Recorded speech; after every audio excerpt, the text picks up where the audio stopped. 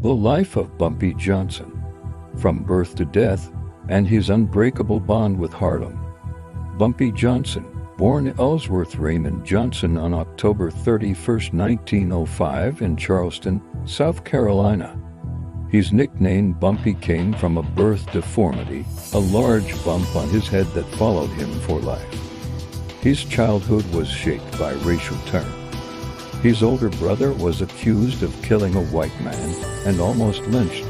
The family fled to Harlem to escape.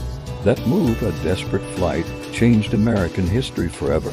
Harlem in the 1910s to 1920s was poor, overcrowded, and segregated, yet culturally powerful. Jazz, poetry, black politics, and street gangs all grew together in this dynamic environment. For Bumpy, Harlem was not just home. It became his kingdom, a place he would come to dominate.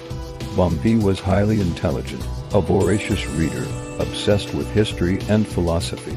He devoured Shakespeare, Napoleon's biography, and complex political theory, seeking knowledge.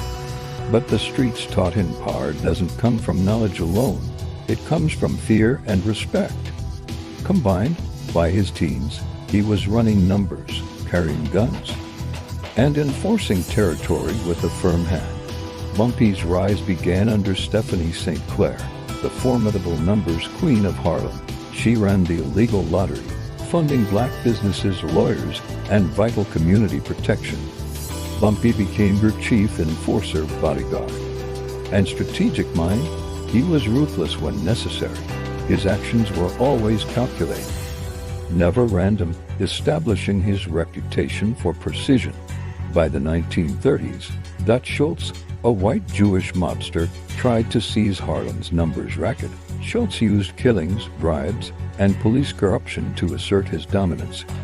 Bumpy responded with precision hits, strategic alliances, and psychological warfare.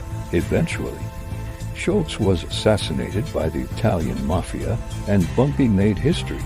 Bumpy formed a partnership with Lucky Luciano, head of the American Mafia. This was unprecedented, a black man treated as an equal partner in organized crime. Under this alliance, Bumpy controlled Harlem, while Italians controlled the rest of NYC. Profits were shared. Territory was respected. No other black man ever reached that level of power. Bumpy was not just feared, he was loved. In Harlem, he paid people's rent and gave money to the poor. He protected residents from racist cops and funded local businesses, a true community figure. But he also ordered murders, ran heroin, controlled gambling, and maintained discipline with violence. He lived by a code: never harm children, never betray. Harlem, never show weakness. Bumpy spent nearly 15 years in prison for drug charges during the 1950s and 1960s. Even inside, he ran operations, negotiated with guards, and read constantly. He maintained control through intermediaries. When he returned, Harlem was changing, drugs were worse, community bonds weaker, and the streets less loyal. But his reputation still held. Bumpy quietly financed and protected Malcolm X when Malcolm received death threats.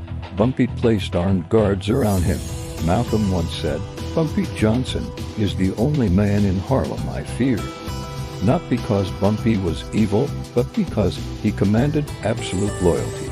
On July 7, 1968, Bumpy Johnson collapsed in a Harlem restaurant. Cause? Heart attack while drinking coffee. No shootout, no betrayal, no prison cell. He died free in his territory. The entire neighborhood came to his funeral. Criminals, pastors, addicts, politicians, all together. After his death, the Italian mafia lost control of Harlem. Drug gangs replaced structured order. Violence became chaotic. No one filled the vacuum. Many elders still say Harlem was safer when Bumpy ruled. Bumpy Johnson represents a rare historical figure, a criminal who became a protector, a symbol of black power, a product of racism, and a mirror of America itself. He did not create the system. He mastered it. He was not a hero, But he was not just a villain either. He was what happens when a brilliant mind is born into a world that offers no legal power. Bumpy Johnson did three impossible things: ruled Harlem without official authority, forced the mafia to treat him as equal, died respected by both criminals and civilians in American history. That combination exists only once, and it happened in Harlem. What are your thoughts? Let us know in the comments section. Thanks for watching.